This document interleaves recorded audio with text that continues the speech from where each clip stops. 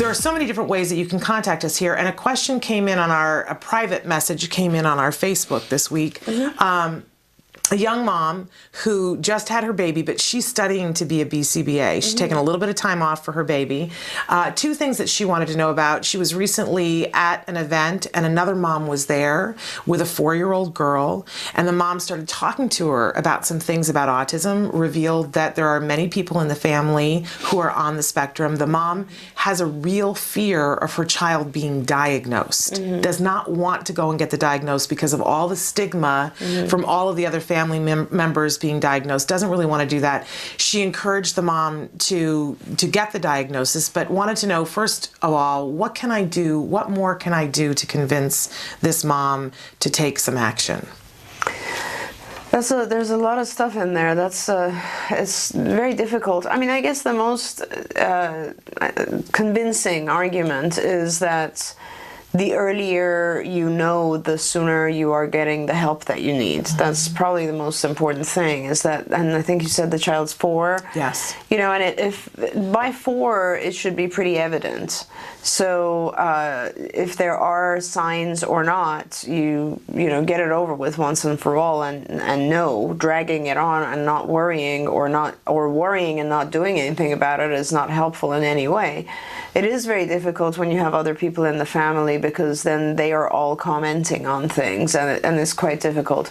There are some pretty good, you know, you can actually online go and access some screening tools that will help you identify whether there is something to be concerned about. Generally speaking, you're looking at any delay in language, some, you know, social differences, and then some possible kind of repetitive stereotypical behaviors, maybe differences in sensory integration, or how the individual takes in sensory, I don't know, like how they react to lights or sounds, or if they crave textural types of sensory interaction. So there's those types of things that you're looking for as red flags, language being the primary one.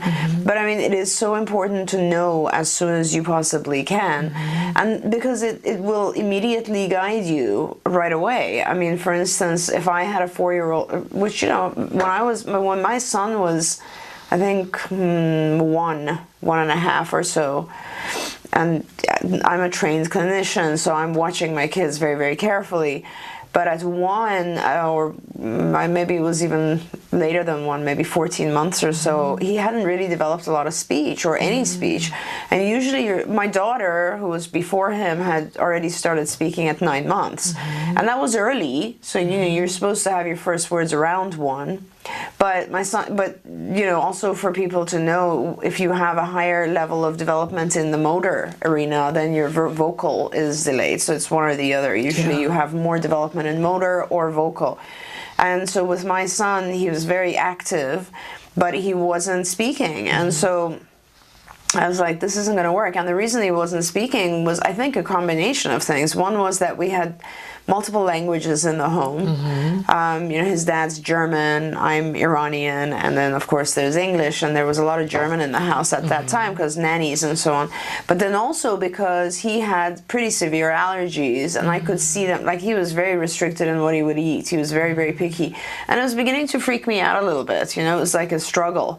So I immediately, you know, took him in, figured out he's got allergies, got him on a special diet, took away milk, you know, that changed his life, and put together a very basic logbook for him. And I trained all the nannies and everyone in school and, you know, daycare and whatever, and forced everybody to do some language stuff with him. And within a couple of months, he was speaking just fine with a German accent, but just fine. It sounded like Arnold. But anyway, so it's just, the sooner you know, the sooner you can do something about it. And if you leave things too long, then you're wasting time. Your time is very, very precious in this field. And I've heard you talk before about the, you know, delays and diagnosis, and that the diagnosis, all it serves to do is help us to get funding. Absolutely. If it's so stigmatizing to her to get the diagnosis, can she just go and get help and help with the delays? Absolutely. I mean, you do not have to go and see. Here's the problem nowadays, and I don't know where this parent is, but what state? They're actually abroad. They're in England. Okay. So it won't matter in England because here, of course, if you don't have a diagnosis, your access to funding is limited. In England, there isn't really any good funding. So, you know, you don't even need to, if you're in England and you're going to have a harder time finding really a lot of hardcore behavior analysts, for instance. You have many more here. But what I would really suggest is identify what areas you're concerned about, or just get on skills and do the skills index. If nothing else, just do the assessment on skills, and that'll tell you if your child's doing fine or has some delays. And if they have some delays, start working on those areas and just start getting your child some help, because you can come out of it pretty fast if you get going pretty soon. And I would just remind everybody that the skills index, that's part of skills, the assessment portion. You can go to skillsforautism.com. There is a 15-day free trial. It's actually a 14-day trial that you can do, and everybody has access to that around the world. It's on the internet. And you can do that and your family would never know that you were doing it. That's right. So the other question that she had, because she's studying to be a BCBA, we do jargon of the day on the days that you're not here. We take one word and one phrase and we try to figure out what it means in a context that we can understand. So her question was, and she's done all this looking it up, and she still doesn't understand affect. And I said, I'm gonna save this for Dr. Granpeesheh. So can you tell us and make sense of us when somebody's talking about affect with an A, not effect, but affect in terms of autism? What does that mean? Emotional expression. Okay. It just means. So what you got going on? Yeah, it basically is sort of like if you are. So some of the diagnoses depend on. So for instance, if you're depressed, the appropriate affect would be, depressed look. Okay. If you're depressed and you're giggling, there's something wrong with your affect. I see. Right? So it doesn't just coordinate with how you actually feel. So when you have an affect that is completely different from your diagnosis, then there's something wrong. So in other words, either your diagnosis is wrong or it has affected you to a point where it's actually causing pretty severe neurosis, and now you're in a different level of trauma. So affect is pretty important. It's one of the things that we look at in order to identify or verify or validate a diagnosis. Okay, great. Well, that makes perfect sense to me. Another question that we had that came in on the live feature this morning, people want to know, is it still 1 in 50 boys? Yeah, that's what they say. I mean, that's, we don't know. These numbers are not all that accurate to me. For me, if I start in a field where it's 1 in 15,000 and I'm still practicing and now it's 1 in 88, there's some. I'm not 100% sure about any of these numbers. There have been studies that show that it's higher than 1 in 88. There's been some data already collected that shows it's closer to 1 in 50 boys and girls. So that would mean that it's higher in boys. Again, it's always a 4-to-1 ratio of boy to girl. So that has still, in fact, the day before yesterday, I was reading some literature that I didn't get to finish, but they're now looking to see whether the ratio is still 4-to-1. Okay. So that would be kind of interesting, because if it isn't, it tells you quite a lot about the prevalence and incidence changes of autism over the course of the years, if that has changed, if the ratio has changed. But it is still somewhere, in the U.S., the published number is 1 in 88. I think it's probably a little bit higher. And unfortunately, I think it is still increasing. I'm not sure. I mean, that's a pretty high number if you think about it. And that's just autism. See, what will be very interesting to me, Shannon, is that these numbers came out with autism. I'm wondering now that they've changed the diagnosis and it's more ASD, which is a much broader classification, if that number has increased, or if because of the social communication disorder, and if some kids have been removed and placed into that, which God, I hope it doesn't happen. But if they have, then I wonder if the number is lower. I don't know. We'll have to see. And it'll be interesting because what I didn't understand until recently is that the lag of when we get the numbers, it's numbers from way before. Extremely. That 1 in 88 number still does not include my son. Those were numbers that were taken in, my understanding is that those are numbers taken in 2010 from children who were diagnosed 2007 or something like that. I'm not sure. I don't know, but I remember looking at it and going, that still doesn't include my son. Oh yeah, it's very old. Yeah, that's exactly the point. I was going to say that these numbers come out a couple of years, 2 to 3 years later after the publication takes a while as well, and then of course getting the information from the diagnosis to the authors takes a while. So yeah.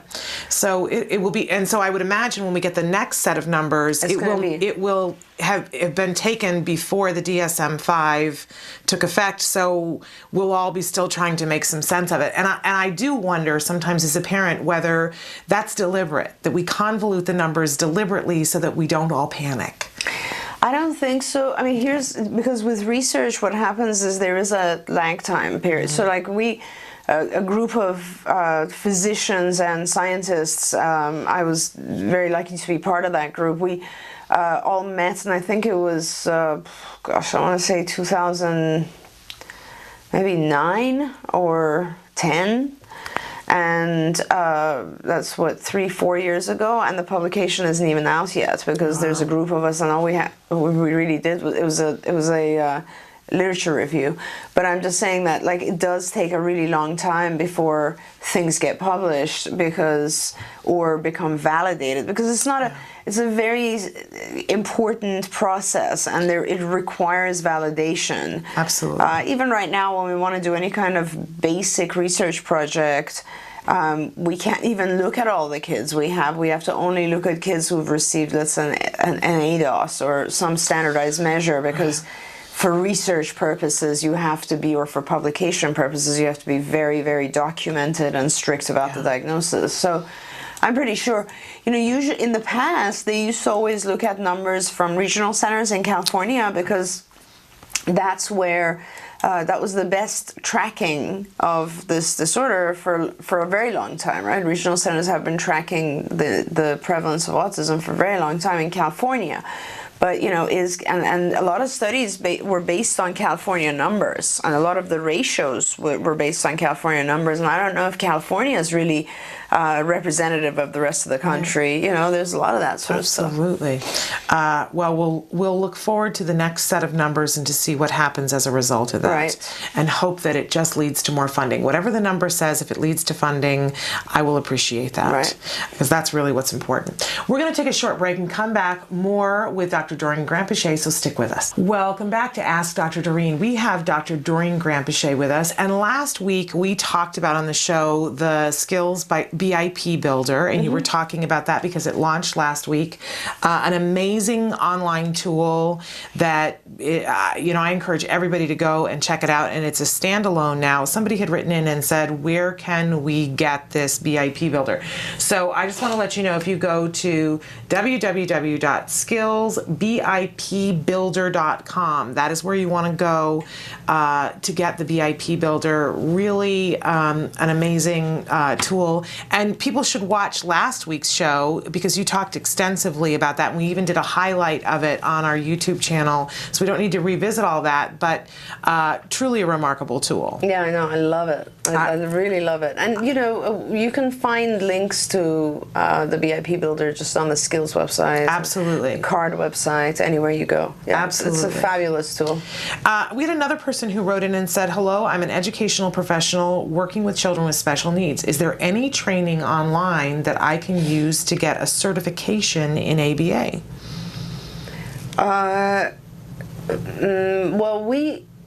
So this is a person who is a teacher of an educational professional. So I would assume either regular classroom teacher or maybe special education teacher. She says working with children with special needs. Right.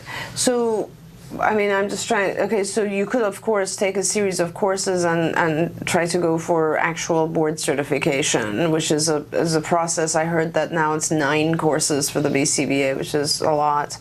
And I think it's something like 750 or 1,000 something hours of internship or mentorship.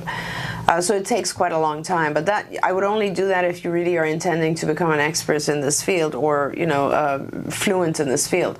Otherwise, I would recommend that you look on the IBT site, which is the Institute for Behavioral Training, and they have a lot of different types of trainings there, which you will receive a certificate for completing each of those trainings. And I know that we are giving continuing education to teachers and other professionals, many other professionals listed on there. In fact, IBT has, I think, a tag, just a whole tab for teachers.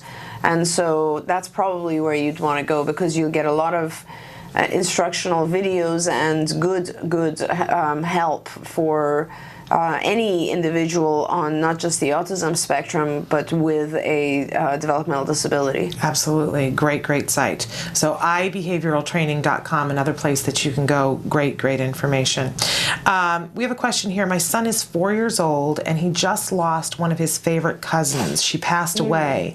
And I was wondering, what is the best way to go about telling him? He's mild functioning, and this is a huge change for him. We, recently, Nancy and I talked before the holidays, because Nancy Alspaugh-Jackson had gone through the loss of first both of her parents in the last 2 years, and then another pet had just passed away, and the day later their horse passed away.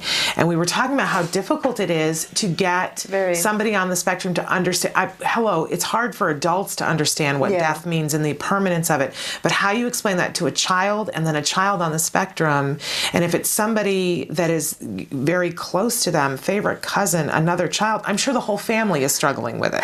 Yeah, that's a very difficult thing, and this is one of those questions that's a little bit difficult to respond to, just because I don't really know the functioning of the child and how much he or she knows. There's a lot of, first of all, I should say that there's very good material on grief counseling for children. We go through certain stages for when we experience grief, and depending on the level of consciousness, I suppose, that we have, or the level of awareness, we will go through some of these stages or all of these stages. For instance, denial, or I'm not sure how much your child already understands about what happened. I'm not sure if, let's say, one child might have just a basic concept of, or may have had this experience before in their lives, or it might be the very first time they've lost someone, and they might not even understand what it is to die, or is there a place like heaven? I don't know how much you've actually told your child, but generally speaking, the idea would be to try to establish that there is a good place. Generally, for children, you really want to make sure that they understand that two things, I think. One is that this individual did not go to a bad place, that they went to a good place, and, just basically that this happens throughout life, and this is a normal process, and that them leaving has really nothing to do with the child. A lot of times children interpret it as, this person has gone because they don't like me, or they're just gone because maybe people are, whatever. They don't. If you don't understand the concept of death, as far as the individual is just gone. Yeah. And that's sort of a very scary thing. So again, depending on how much your child understands, I would look online and look at the stages of grief. This is a sort of a psychological phenomenon, and they've already defined the stages you generally go through with grief and loss. Elizabeth Kubler-Ross did a lot of work in that area. You can Google her, and you can see a lot of information about that. That's right, and it's very useful and very helpful, and a lot of people have taken her work and kind of developed it for children, and exactly what you're supposed to say to children. In fact, this is all online, it's all published, because unfortunately we've had so many horrible incidences occur at schools and preschools. Even yesterday. And so, and a lot of this sort of stuff comes up online because teachers are looking for ways to explain to their students what's happening. So that's one whole thing. But generally speaking, loss of someone that you care about, the number one result is you fear being alone and you start to develop anxiety. You do not develop depression as a first step. You develop anxiety. You develop fear of, being left alone. Safety issues and kind of being anxious about your own safety. So this is a time where I would recommend that you spend a lot of time with your child, engage your child in a lot of activities, try to do fun things as much as you can. I know it's very, very hard for the whole family. Try to do as much as you can with like activities that are fun, going away, doing things, going to movies, whatever it is that you can do. It's similar to having a divorce, having a child go through a divorce situation, but not, at least in a divorce, you continue hopefully to see both parents, right, and you know that they're around. It's just a change in life. But a death of a loved one is just very difficult for children. And we just a year ago when my mom passed away, we watched with Jem, and he dealt with it so much better than I thought he was going to. But we watched him very closely, and it seeped out in very strange ways. That we didn't see anything for a little while, and then we went through a little period of anxiety that had nothing to do with. And we've seen in recent months that how it has manifested itself is that he wants a sibling. It's almost as though he feels like one thing is gone, so I get something in its place. Yes. Fortunately, that's something that we'd been talking about anyway, is adopting.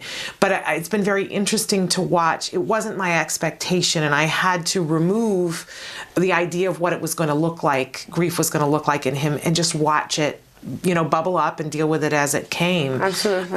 It's been a fascinating process.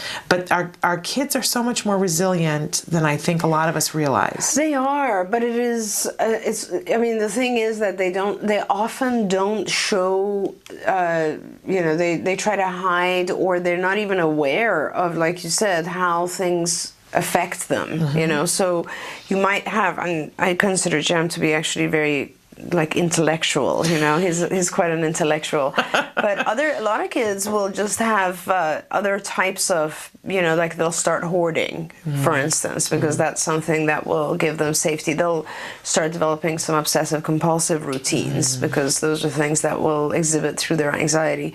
There's stuff like that happens with our kids and with my kids, and they're all different ages and they're typically developing, but when I see anxious behavior, anxiety, even things like overeating or, those types, or just chaos, like not taking care of themselves or so on, then I know it's either depression or anxiety, and I start to really look into it. Okay, good advice for all of us. All right, we have a question. Can what looks like SIB, frequent closed fist hits to the chest, leg, and head, mostly during ABA sessions, have an anxiety or sensory component? He's very sensory seeking with smells, oral chewing, and jumping. He sometimes hits himself when he's doing a preferred activity as well. His hits never leave a mark, and our therapists are working hard to decrease and replace this behavior. Sometimes I think he doesn't even realize he does it. Any thoughts? And thank you. Many thoughts. The key thing on that is that you wrote during therapy, right? And if the hitting occurs only during therapy, it's almost 99%, I'm sure, that it's attention seeking. Okay. In other words, not just attention seeking, but more like trying to get the attention of the therapist and avoid doing what they're doing. In other words, I don't want to do this therapy. So it's a sort of an avoidance or escape function. Right. But it has very much to do with the therapist being present or an individual being present. First question I have for this parent is, does your child do this alone? When they're alone, do they do this? Second question, if you say no to that, then that means that it definitely has to do with a person being present. Now we want to determine if it has to do with the person being present and placing demands, or being present and doing something fun. So then the next question is, does it happen with when a person is playing with him, or does it happen only when you're requesting something or placing a demand? So if it happens in the presence of a person, and even if you're having fun, it's possibly something that has become a habit. It could potentially have started with some sort of sensory need, and yes, you have to try to kind of block it, but replace it with some other thing that gives him a sensory need, satisfies his need. And if it happens only when a demand is placed, then it is clearly a behavior that's done in order to avoid demands. And so then you have to ignore it and continue to place demands. Perhaps make the demands a little bit less hard and shorter, but nevertheless, put it on extinction and continue to place demands. So this is where your group of therapists someone should have done a functional assessment to identify exactly why it's happening, and without knowing that, there's many different things you might be doing the wrong thing. So that's very important. But yes, I've had children who have done this sort of thing just for sensory stimulation, in which case you would want to make sure that you are providing them with other sensory stimulation when it's a more appropriate time. Okay, great. And then write into us and give us an update on that. Yes, please. About how that's working. Oh, and also this is one of those great behaviors that if you go to the BIP Builder, there is a CIFA on there. CIFA is the card indirect functional assessment, and there you can answer questions and it will help you identify the function. And hey, not only that, it'll give you like 20 different interventions that you can do. Absolutely. Great advice. And again, you can go to skillsbipbuilder.com for that. Okay, another question here. Or would you like to take a break? I'm fine. Okay, great. I'm going to power on then, because we're getting through questions. My niece in the first grade is recently diagnosed with ADHD and is taking drugs during school days. However, she has no motivation to participate in schoolwork. Now, I have a 3-year-old son with PDD-NOS, and I see lots of similarities between her and my son. She just has everything in a milder degree. What is the best way to figure out her issue? Is it PDD, ADHD, CAPD, and develop the proper educational plan? She gets along with friends well, but overall immature. But again, she is in first grade. Well, I mean, it is a continuum, so this is a very good question. And we have children who will go, let's say, from autism or autistic disorder to PDD to ADHD and then hopefully nothing. But the best way to identify what her issues are is to have someone who's an expert in either diagnosis or both, do a differential diagnosis. It's kind of an important thing. There are certain things that are quite different. Like there are characteristics of ADHD that are very different. And so it's not that hard to do a diagnosis and to identify. In the past, and this is what's a little bit confusing, right now might not be a very good time for you to do this because there are not a lot of psychologists who have adequately become fluent with the DSM-5. And with the DSM-5, it's the first year ever that allows you to diagnose, ASD and ADHD. That was not allowed in the past. I know that it was done erroneously. And a lot of times I would find a diagnosis that would say autism or ASD or autism disorder, autistic disorder, which is what happened in the past, and as well as ADHD, and I'd always say, you can't do that. You can't do that. And so the reason that I think it's allowed now is that ASD as a whole is sort of a broader category, and you are allowed to say, and it does not necessarily indicate that you will have all of the symptoms of ADHD. ADHD has some of the other stuff going on, like for instance, there are differential diagnosis questions, like just off the top of my head, and I diagnose kids with ADHD, and there's 2 types. There's the inattentive and the hyperactive, or the combined. So child could have inattention or like difficulty paying attention, or could be hyperactive, or both. But there are questions in the diagnosis of ADHD that really don't come up in autism. For instance, does the child misplace or lose items all the time? So there are very key questions that Does the child interrupt conversation all the time? There's certain things that will kind of help you differentiate. And it is actually kind of important. There are similarities. The similarities have to do with not being able to focus or pay attention to something for a long period of time. But there are a lot of differences. And while a lot of interventions like ABA, of course, will help either child, it doesn't matter. Skills or all of the stuff we've developed will help either child. It really doesn't matter. But then it's still important to know what to focus on. So, and then here's another answer to this. If it was me as a parent and I was looking at two children and I was thinking, oh, this child has some PDD features and this child has some ADHD issues, I would still go ahead and say, please get on Skills, answer all the questions there, because Skills will tell you what to do no matter what the diagnosis is. So, there's certain things that are important for the diagnosis. You will learn from the diagnosis where you should focus. But having said that, aside from that, you can just do a checklist of all the skills and deficits and start working on them.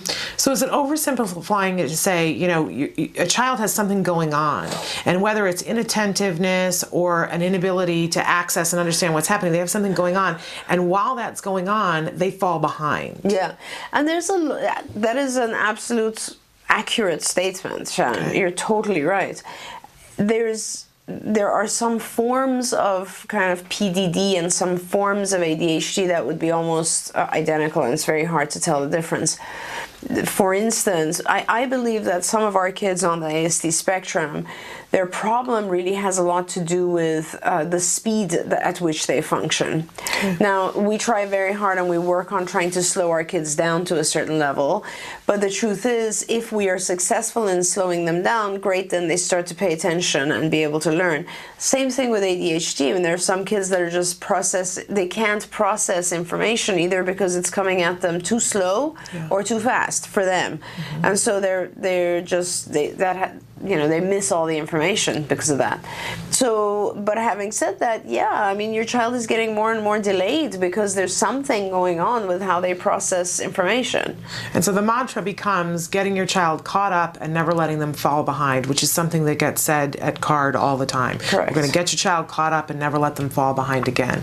And I think, certainly as a parent, I understand we crave this. Sometimes, some people are afraid of the label, but some of us, we crave the label because we think we're going to understand it if there's a label. Right. And usually, that's a fool's errand, because then we don't understand it anymore. But if we put our attention towards, okay, my child is behind because of this, and they're getting more and more behind every day, what am I going to do to catch them up? Right. That's a more productive place to be in. Right. Okay. So we can use things like IBT and we can use things like Skills to accomplish that, to learn the techniques. You go to ibehavioraltraining.com, and to do the curriculum and to do the assessment, you go to Skills. And that's skills for autism.com. All right. Moving on. My daughter is 4 years and a half. She has about 100 words vocabulary, and lately she requests things using one word at a time. Do you think she will be able to speak? And their secondary question is, what's the best to do in order to make the child use those words, the 100 words that she's got? That's the kind of question I like. Yes, don't we? She will not use more than single words unless she has to. That's the answer. So do not accept single words. Okay. Just that, very easy. You can prompt her. You can give her visual cues. For instance, if she says juice and you want her to say, I want juice, start holding up 3 fingers and say, I want juice. And then very quickly, you won't have to say it. You'll just hold up 3 fingers and your child will know they have to say 3 words. If you want her to be more descriptive, pretend you don't know what they're talking about. I want, a book. I don't know what that means. Which book? So you really need to, if a child has 100 words in their expressive vocabulary, that means they have a pretty strong receptive vocabulary. They understand quite a bit. So you would just tell them, not sure what you mean. And if the child doesn't understand, it seems lost, prompt them.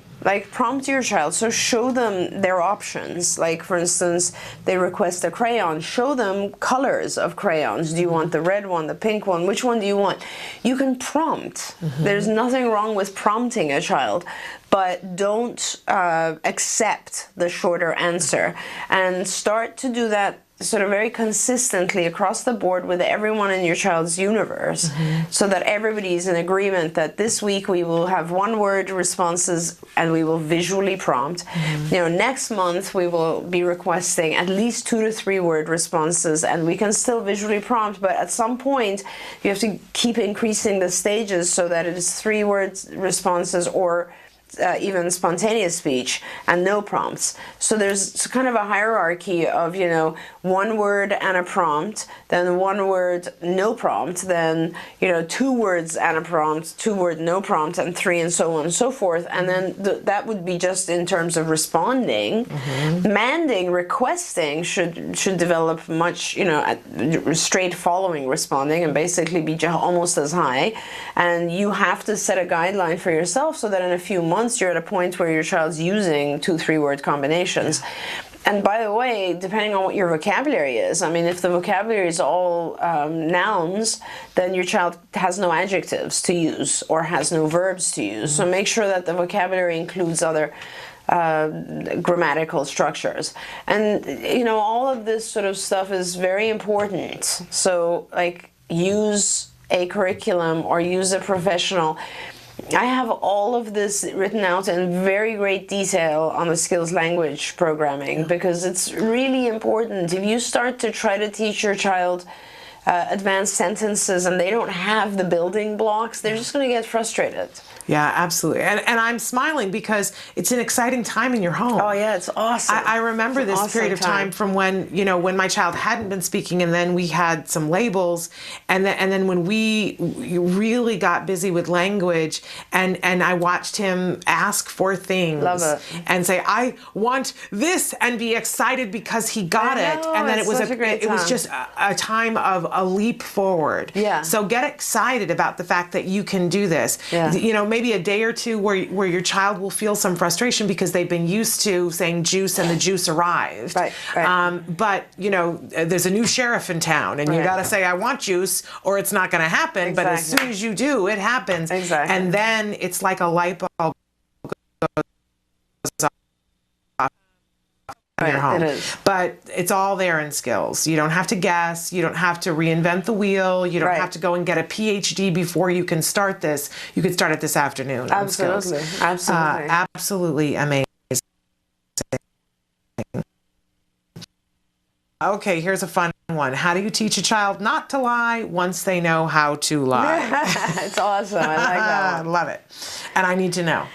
Yeah, that's a tough one, because it really has to do with the different scenarios where certain lies, of course, are acceptable, other lies are not acceptable.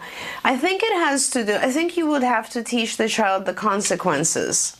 In other words, if they lie, the potential consequences and how they would hurt others. And the same thing with your child. In other words, if you lie to the child, or if someone else lies to the child. And depending again on your child, I mean, I assume that your child is at a pretty high level of comprehension to be able to lie, because lying requires a lot of perspective taking. And if your child is lying, then it's a matter of, I would use comic strips, for instance, where I would draw out and say, so this is what really happened, but this is what you said. And then have the child identify what the other person would believe and sort of act upon based on what they said, and then how it would cause a situation that could be harmful. Okay. And in reverse, I mean, I would make the child be the receiver of the lie as well. So I would also say, you know, you ask, you really want milk, or whatever it is, you really want a lollipop, and I lie to you and I say, no, we don't have it. So then you become sad, you know, versus, and then someone else, like your sibling or something, goes and eats the lollipop. Now, how do you feel? So just making sure the child starts to understand that the consequence of lying can be hurtful or harmful to an other person. And, you know, if they still continue to lie, do what you do with every child. You punish them when they lie. Okay. But you take away, benefits or reinforcers when they are dishonest, because we want to teach our kids to be honest. And on the same respect, when they tell the truth, we reward it, right? Highly reward it, and you be very, very positive about it. Yeah. And I find it works a lot. I've always done this with my kids. They laugh when I do this, but I find it helps a lot to reward the others when their behavior is good. It produces sort of this competition and jealousy of who's going to be more honest or who's going to be what. There you go. And I don't have the other siblings to play off of with Jem, but I do always remind him. And, when he was younger, it was much harder. And when his language wasn't where it is now, but I remind him now that even if he's done something that would normally get him in trouble, the trouble is going to be much less if he's honest, and he's honest about it quicker as opposed to later. If I find out the truth from someone else, right, it's always much worse for him. So I give him that incentive. Absolutely. That, and I take it a little deeper. I mean, if you're talking with, like I said, Jem is my intellectual. If you're taking it to that level with someone like Jem, I would actually explain to him, like, why it upsets you. The fact that, so that means that someone else is closer to you than he is. Okay. That's going to bother him. That's a good thing to remember. It's going to bother him because he's going to want to be the person that's the closest to you. And if you hear it from someone else, that means that person is closer and more honest to you, because the closer we are, the more honest we are. Okay, great.